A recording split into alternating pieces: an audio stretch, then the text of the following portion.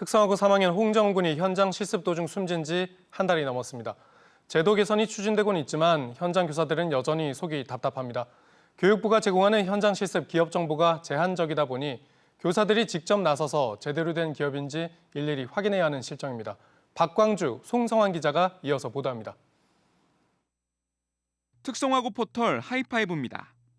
현장 실습 기업의 규모 등 취업 정보를 한눈에 볼 수 있습니다.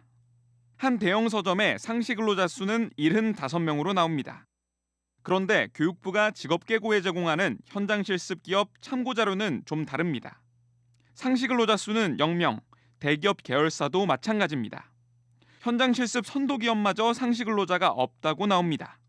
그렇다 보니 이 자료는 학교 현장에서는 사용할 수가 없습니다. 내용만 확인하고 다시 회사에 전화해 갖고 여러 가지 상황들을 다시 선생님들이 확인해야 되는 거죠. 교육부 관계자는 기업 평가 기관으로부터 받은 자료를 그대로 제공할 뿐이라고 설명했습니다. 공식적으로 받은 자료라 교육부가 손을 댈 수 없다는 겁니다.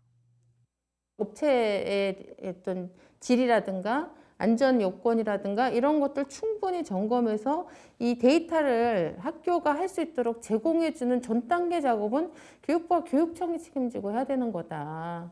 이런 이제 현장 실습을 갈 수 있는 업체를 발굴해서 이거를 제공하는 거가 저는 교육청과 교육부의 주 임무가. 올해 10월을 기준으로 교육부는 4만여 개 기업의 정보를 학교에 제공했습니다. 그러나 부실한 정보에 얼마나 사용되었는지는 미지수입니다. 문제는 또 있습니다. 현장 실습 기업을 선정할 때 확인해야 할 요건 중에 하나가 산업재해 다발 기업 여부입니다. 교육부의 현장 실습 운영 매뉴얼에도 명시돼 있습니다. 하지만 기업의 산재와 관련한 가장 최근의 정보는 2019년도 상황입니다. 고용노동부의 공시자료를 기반으로 하다 보니 최근의 산재 정보가 반영되지 못하는 겁니다.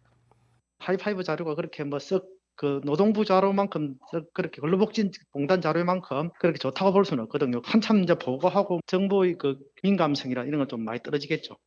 국회엔 고용노동부 장관이 교육당국에 기업의 산재 정보를 제공하도록 하는 내용의 산업안전보건법이 발의됐습니다.